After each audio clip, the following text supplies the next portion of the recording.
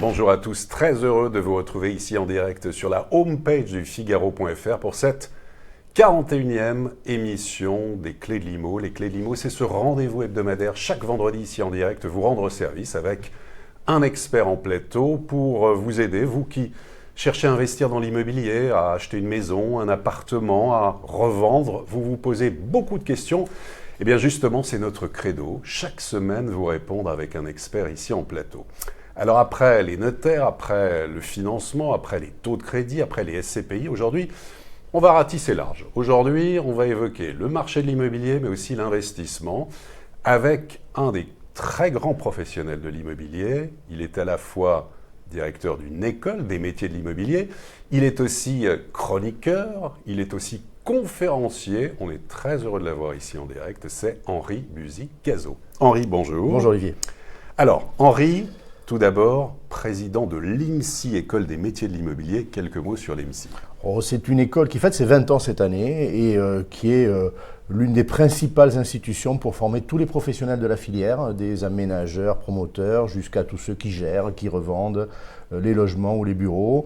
Dans le privé ou dans le social, on fournit aussi des talents à l'univers HLM.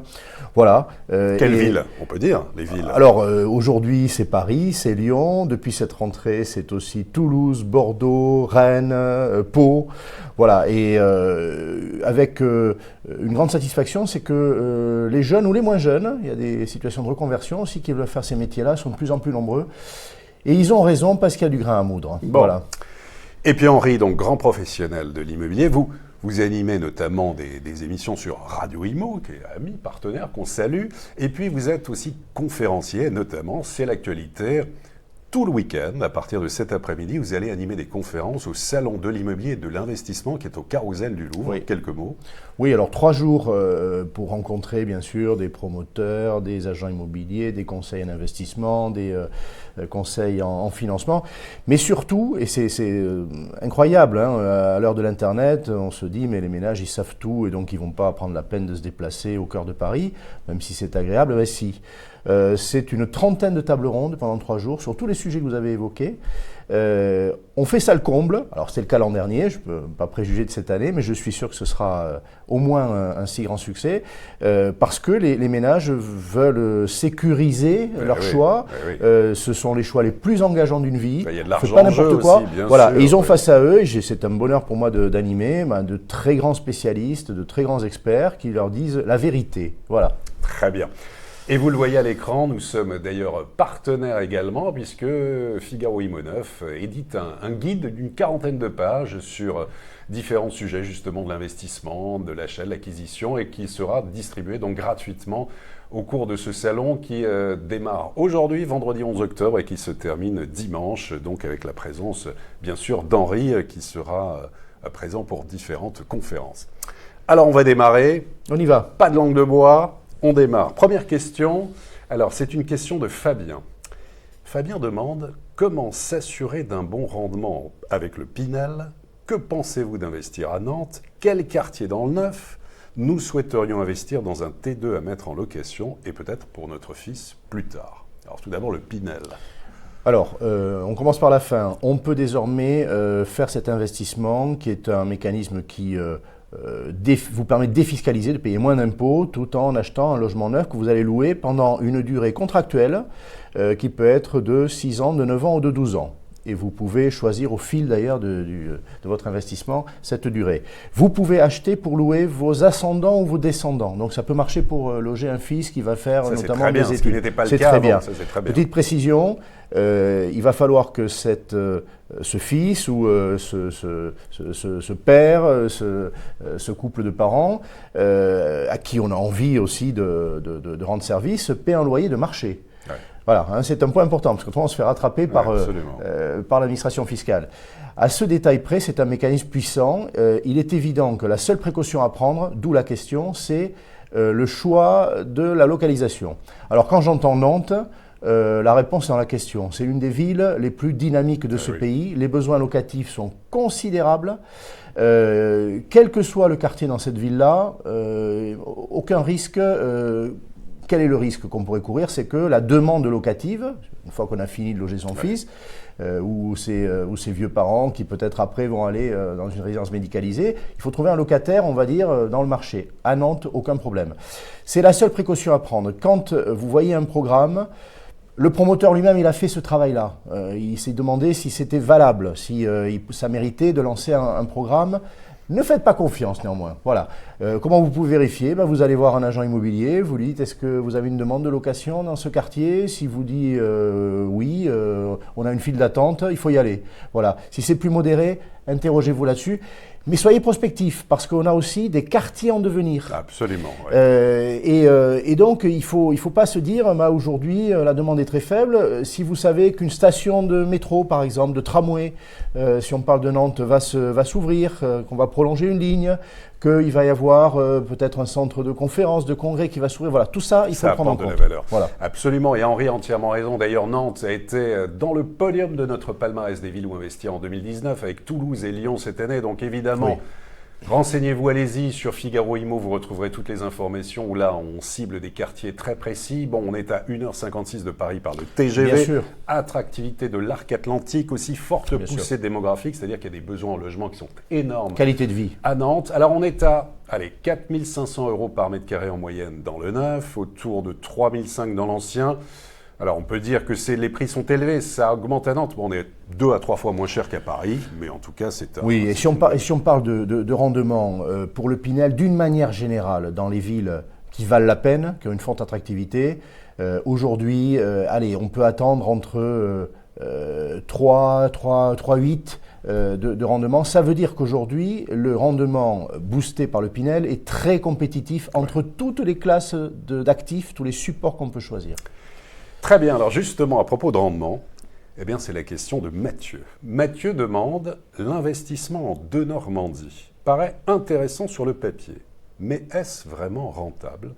Il faut compter les travaux, n'y a-t-il pas de risque? Quel secteur ou centre-ville me conseillez-vous » Alors, le Denormandie. Le Denormandie, 2 mots sur ce qu'il est. C'est le même mécanisme que le Pinel. C'est-à-dire qu'effectivement, vous allez pouvoir chaque année réduire vos impôts d'un certain pourcentage et ça va jusqu'à 21% si vous acceptez une durée d'engagement pour louer de 12 ans, qui est le maximum. Mais c'est pas même partout. Mécanisme. Voilà. Alors, c'est pas partout. Il y a une liste de 222 villes au moment où on parle.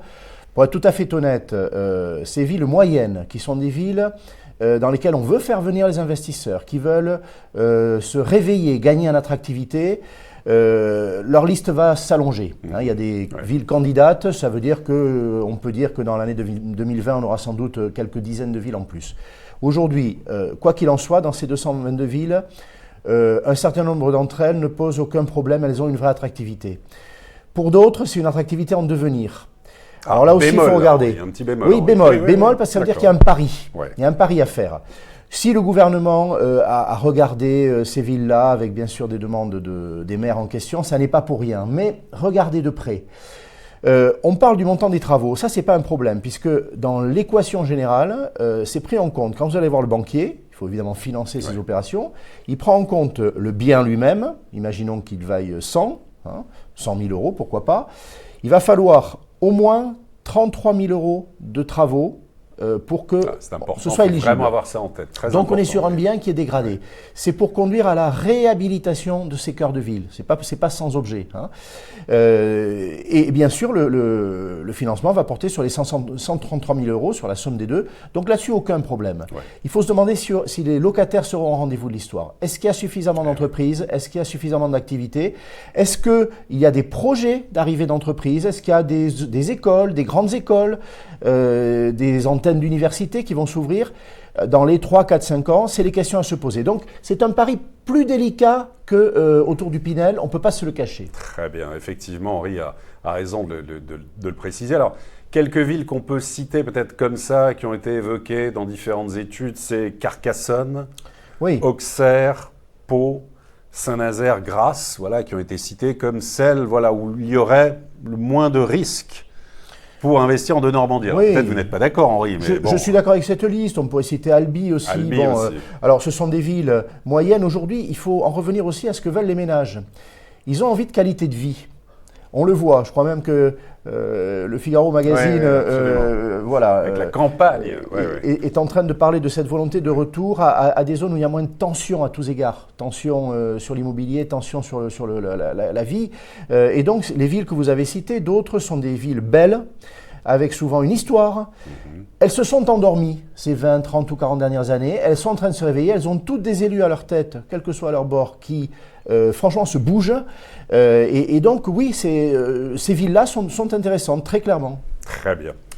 Allez, question suivante, c'est Patrice. Alors, oui, ça, j'ai entendu dire, nous dit Patrice, qu'une loi prévoyait de supprimer le dépôt de garantie qu'on donne aux bailleurs et qu'il était question de le verser à un organisme indépendant. Qu'en est-il? Et si c'est vrai, ce serait pour quand? Fin d'année ou 2020? Alors, faut tout expliquer un peu. Tout part d'une mission que le gouvernement a confiée à un député, qui s'appelle Michael Nogal, député de Toulouse, pour améliorer la relation entre les locataires et les propriétaires et pour restaurer un climat de confiance.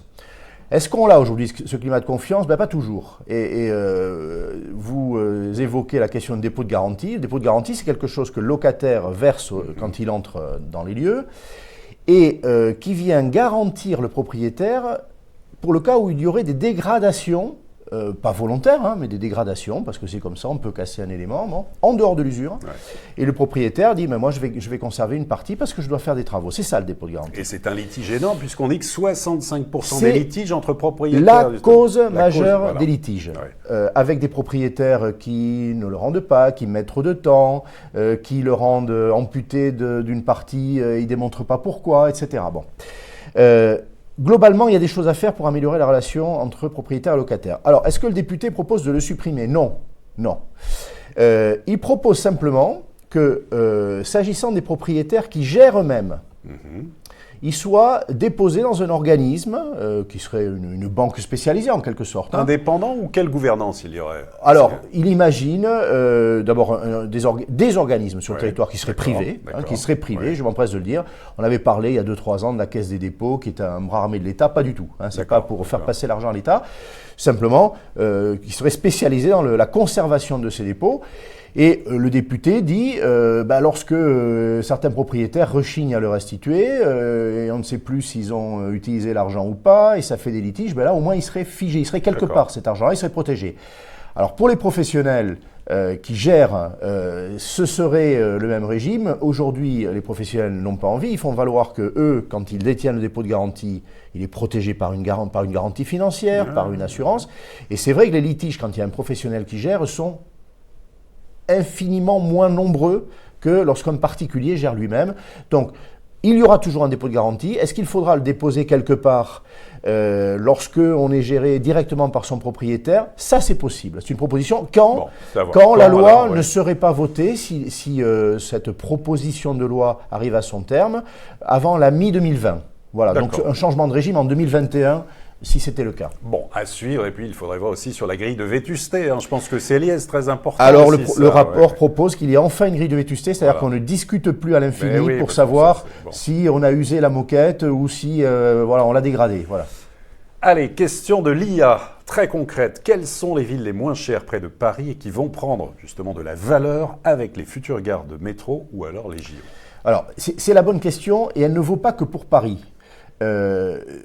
Toutes ces métropoles qui se constituent avec des villes-centres qui sont très attractives mais auxquelles on n'a plus accès, typiquement se loger à Lyon, à Bordeaux, à Paris, en cœur de ville, devient impossible pour beaucoup de ménages. Voilà, il faut être très clair.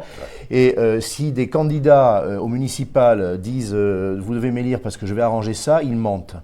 Il y aura toujours une forte pression sur Paris. Alors, qu'est-ce que font ceux qui ont envie de Paris depuis 50 ans? Ils vont en première couronne. C'est très cher aussi désormais. En deuxième, en troisième couronne, on parle de 4 couronnes autour de Paris. Ouais. Alors, il faut imaginer ce concept complètement cassé. Alors, on voit d'ailleurs la carte là derrière vous, Henri, ou à côté de vous. Elle est précieuse, cette carte. Sur le Grand Paris Express, et les enjeux qui sont énormes. Tout est dit. Le principe de la métropole de Paris, du Grand Paris, pareil à Bordeaux, pareil à Lyon, pareil à Toulouse, c'est de dire, il y a une ville-centre, elle aura toujours l'intérêt maximum pour les ménages.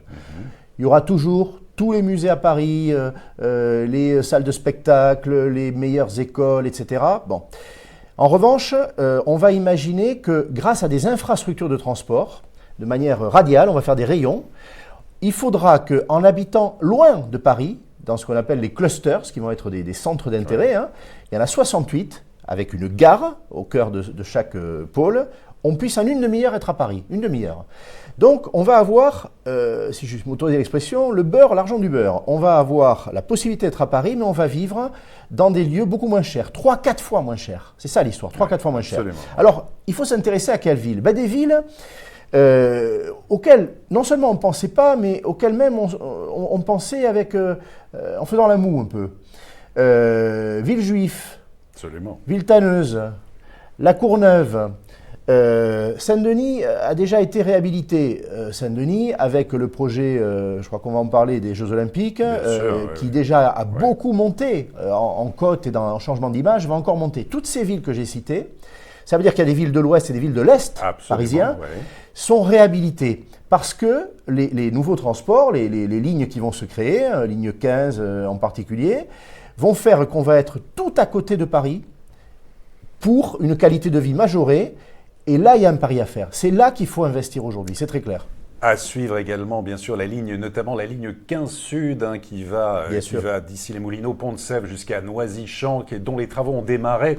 Et il y a typiquement des villes comme Clamart ou Clamart, actuellement, autour d'un lac artificiel, 2000 logements, des bureaux, des commerces. Ça, c'est le quartier Panorama. Ça va prendre beaucoup de valeur. Et puis, effectivement, Henri le disait, donc parmi les villes à suivre, donc il y a Villejuif, on peut citer aussi le Bourget, Villiers-sur-Marne, Bagneux, Aubervilliers, Champigny, Saclay. Il faudra être un peu plus patient, mais... Il faudra être plus patient. Voilà. Alors, on a pris du retard sur la création de cette métropole du Grand Paris, comme les autres métropoles, parce que c'est beaucoup d'argent, beaucoup d'investissements. C'est des problèmes techniques énormes. Ça trouble un peu la vie quotidienne des franciliens. Mais on va le faire. Voilà. Un Paris, c'est ça. C'est anticipé de 5 ou 6 ans. Et puis bien voir donc toutes ces communes qui vont être dotées d'infrastructures, effectivement avec de la mobilité, de l'emploi et donc des besoins en logement, c'est ça véritablement qu'il faut surveiller. C'est 80 000 logements qu'on va construire dans cet espace-là. On en fait aujourd'hui le 10e. Voilà. Question suivante, Virginie. Les prix vont-ils continuer de monter à Paris? Certains parlent de bulle l'année prochaine. Qu'en pensez-vous? On a un peu tout entendu. La question de Virginie, je pense que tout le monde se la pose. Voilà, tout le monde en France même se la pose. Est-ce que Paris va continuer? On sait qu'on a franchi cet été la barre des 10 000 euros moyen. Prix moyen au mètre carré. Alors je vais sûrement faire des déçus, des malheureux. Oui, les prix vont continuer à monter. Vous dites qu'à Virginie, ça va continuer à monter. Oui, ça va continuer à monter. Pourquoi ? Je ne dirais pas forcément ça des autres grandes villes qui sont arrivées très haut aussi. On parlait de Lyon, on parlait de Bordeaux, on parlait de Rennes. Je suis plus modéré sur ces villes-là. À Paris, l'attractivité, c'est le mot consacré, c'est-à-dire l'intérêt qu'on a à vivre à Paris et à venir à Paris, ne cesse d'augmenter. Ça, c'est une bonne nouvelle. C'est la capitale, c'est une bonne nouvelle pour le pays. Tous les maires successifs de la ville, là je ne fais pas de politique, et voilà, on peut parler avec émotion de Jacques Chirac, tous ont fait les efforts qu'il fallait. Cette ville, elle est belle, de plus en plus, alors il y a beaucoup de travaux, j'empathie comme vous, mais le résultat est là. Il y a de plus en plus d'activités, on parle maintenant de faire des tours de bureaux, c'était banni. On regarde cette ville du monde entier avec des yeux émerveillés. C'est ça qui fait l'augmentation des prix. Des économistes disent même, toutes les villes monde, toutes les villes qui ont ce degré d'attractivité, elles vont se stabiliser autour de 15 000 euros du mètre carré. Voilà. Donc aujourd'hui, la marge de manœuvre, d'évolution des prix, elle est probablement encore de 3, 4, 5 000 euros à assez court terme, dans les 6-7 ans. Et c'est ce que, effectivement, c'est ce que nous disent aussi régulièrement les notaires qui viennent ici, que Paris, c'est avant tout un marché d'utilisateurs et qu'il n'y a pas de bulle spéculative. Non, c'est pas une bulle. Et puis, à savoir, il est bien en tête quand même. Alors, c'est vrai qu'on est à 10 000 euros du mètre carré en moyenne à Paris. Après, on a, c'est vrai que cette différence avec Bordeaux et Lyon autour de 4 500. Mais à Paris, entre le quartier Porte de la Chapelle, on est à 7 000 euros du mètre carré.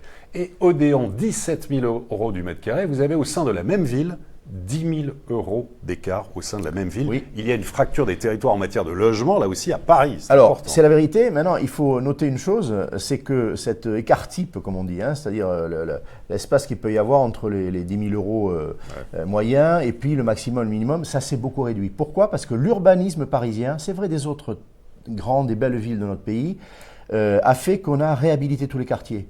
Le temps n'est pas si ancien où on disait, allez, le 19e ou le 20e, c'est quand même les moins chers. Et puis, bon, alors c'est vrai qu'il y a quelques désagréments, le niveau de sécurité, c'est peut-être pas le même. C'est fini, c'est fini. On a sur l'ensemble des quartiers de la capitale, la sécurité, je disais, c'est évidemment la beauté. La beauté, on a rénové, on a ravalé les façades, il n'y a pas de quartier gris, il n'y a pas de quartier noir. Et donc aujourd'hui, on a une belle ville, alors, avec néanmoins un choix, c'est certain, et ces fameux 10 000 euros que vous évoquez, d'écart entre le plus et le moins, c'est réel. Absolument. Donc, à suivre en tout cas pour Henri, eh bien, ça va continuer, oui, de monter. Comme ça, les prix à Paris, ça pourra même monter jusqu'à 15 000 euros. Oui. Voilà. Question d'Anne-Laure. Quand vont changer les règlements de copropriété ? Cela fait des années que les lois se succèdent et toujours les mêmes problèmes de gouvernance, de syndic. Qui aura le courage de faire bouger tout ça ? C'est toujours les mêmes, dit Anne-Laure, qui ont la main mise sur les grandes copros. Alors, une information déjà, la loi de 1965 qui fixe les règles du jeu pour la copropriété va pour une énième fois, je crois que ça doit être la 25e fois depuis 1965, être modifiée. 25e fois. Elle l'a été par la loi Elan de la fin de 2019. Et là, il y a ce qu'on appelle une ordonnance qui est en préparation. C'est au mois de novembre qu'elle va être définitive et qu'elle va encore modifier la loi 65. Alors, c'est certain parce que c'est écrit dans la loi Elan et donc c'est un engagement du gouvernement. Il doit prendre cette ordonnance qui va encore modifier la loi. Alors, sur quoi elle va modifier la loi ? Est-ce que ça va satisfaire les attentes que j'entends là ? Anne-Laure. J'en suis pas sûr. Déjà, ce qu'on appelle la gouvernance de la copropriété ne va pas être bouleversée. Il y en a qui attendaient qu'on transforme le conseil syndical, qui est un organe, on va dire, consultatif au sein de la copropriété, sachant que c'est le syndicat des copropriétaires qui lui vote et qui a le pouvoir.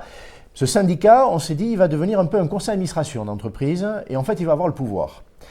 Est-ce qu'on retrouve ça dans le projet d'ordonnance ? À ma connaissance, non. Bon. Mais il ne faut pas le regretter, parce que c'est la démocratie qui gère la copropriété. Alors, quand j'entends dans les copropriétés, c'est toujours les mêmes qui ont le pouvoir. Je ne sais pas comment comprendre cette question. Déjà, il faut s'engager dans une copropriété. Oui. Il y a beaucoup d'absentéisme. Il y a beaucoup de copropriétaires qui regardent passer le train, qui ne contribuent pas ni à l'entretenir, ni à l'utiliser, ni à monter dedans quand il est en gare, et puis qui disent « mais il ne part pas à l'heure voilà. Je crois que le mécanisme ne sera pas modifié. Ça, je vous le dis, ce n'est pas ce qui se profile. Il faut vraiment s'engager. En revanche, on va permettre désormais, par exemple, des assemblées générales digitales, parce qu'on comprend aujourd'hui que certains ne veulent pas faire des réunions.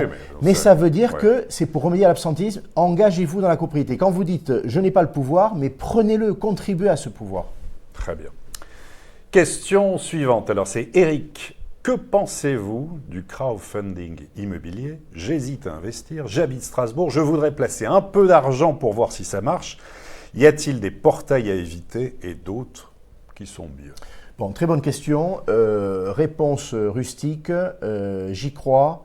C'est un très bon support d'investissement à court terme. Financement participatif. Voilà avec des rendements qui sont records. Alors, c'est vrai ou pas ? Parce qu'on nous a dit des 8%, 10%. C'est la vérité. On a des rendements extrêmement forts. On a suffisamment de recul, Henri, pour... Alors, on a peu de recul. Allez, on va dire qu'on a 5 ans de recul. C'est un support de placement très récent. Il faut ajouter que déjà les pouvoirs publics y ont mis leur nez et donc il y a une sécurisation. Ça veut dire que les risques qu'on a courus il y a 5 ans de donner de l'argent à des plateformes qui pouvaient ne pas vous le rendre et vous dire on est désolé, le projet n'est pas arrivé à terme, c'est fini, c'est éradiqué. Il faut regarder, il faut bien peser, là, mais en tout cas… Voilà, les risques sont limités déjà. Les risques aujourd'hui, on est sous contrôle des autorités financières comme le sont les banques, les SCPI, voilà. Deuxièmement, il s'agit de quoi en matière d'immobilier ? Parce qu'on peut faire ces financements participatifs pour financer n'importe quel type de projet. Ceux qui sont dans l'ordre de l'immobilier sont les plus intéressants. Pourquoi ? Déjà parce que ce sont des choses tangibles que vous pouvez toucher du doigt. Un promoteur va vous dire… voilà, je fais appel à l'épargne publique, j'ai besoin de vous. Vous constatez déjà que ce sont des promoteurs qui ont pignon sur rue, ce n'est pas des nouveaux promoteurs qui sont nés la veille. Ce n'est pas parce qu'ils n'ont pas accès à la ressource. Ils ont du crédit auprès de leur banque, simplement ils ont besoin d'une amorce. Ça va leur permettre d'avoir des meilleurs taux auprès de la banque et ça va faciliter leur financement pour faire monter un immeuble. C'est gagnant-gagnant là. C'est gagnant-gagnant. Ouais. Ils vous disent, moi j'ai besoin de votre argent pendant le temps de lancement d'un programme, allez, c'est 3 ans par exemple. 2-3 ans, on a ces niveaux de rendement. Il a besoin de l'argent, le promoteur. Il va vous dire, et c'est là que vous êtes sécurisé, moi je construis, allez à Nantes par exemple, dans tel quartier, j'ai fait un dépôt de permis de construire, tout ça se vérifie. C'est du dur, c'est du tangible. C'est pour ça que les projets les plus intéressants financés par le crowdfunding, c'est sûrement l'immobilier. On est sur des choses extrêmement concrètes. Voilà. Donc Eric, il faut y aller. Oui. Un billet, ticket d'entrée, 1 000 euros, 2 000 euros, on peut démarrer avec des On est sur ces niveaux-là, entre 500 et 2-3 000 euros, aucun problème. Bon. On peut citer alors Fundimo, Wizid, Immocracy, Homunity, Limo, parmi les plus connus sur la place. Ce sont des pionniers, ils sont connus, ils sont reconnus, ils n'ont conduit aucun investisseur à perdre de l'argent. Au contraire, ils n'ont fait que des heureux jusqu'à présent et ils sont contrôlés par les autorités financières. Dernière question. Prêt, c'est Sébastien qui la pose. Et là, alors là, Sébastien pose une question là aussi, on s'interroge. Les taux de crédit qui sont bas vont-ils remonter fortement l'année prochaine? Ces fameux taux de crédit à 1,17 en moyenne, taux de durée. J'ai eu peur qu'on me demande s'ils allaient encore baisser. Alors, ça on peut demander aussi. Alors, est-ce qu'on est arrivé d'ailleurs, tiens, à un niveau plancher ou pas? Je crois que oui, parce que derrière, il y a des questions de rentabilité, de solidité des établissements financiers. Même s'ils se rattrapent sur d'autres choses à côté qui ne font plus de marge en fait sur les taux, il y a tout le reste. Ils se rattrapent, mais ce n'est pas sain. Là encore, les autorités financières sont en train de regarder. Donc, on est à un niveau qui est très bas. On répond à Sébastien. Est-ce que ça peut monter? Si ça monte, ce sera peu.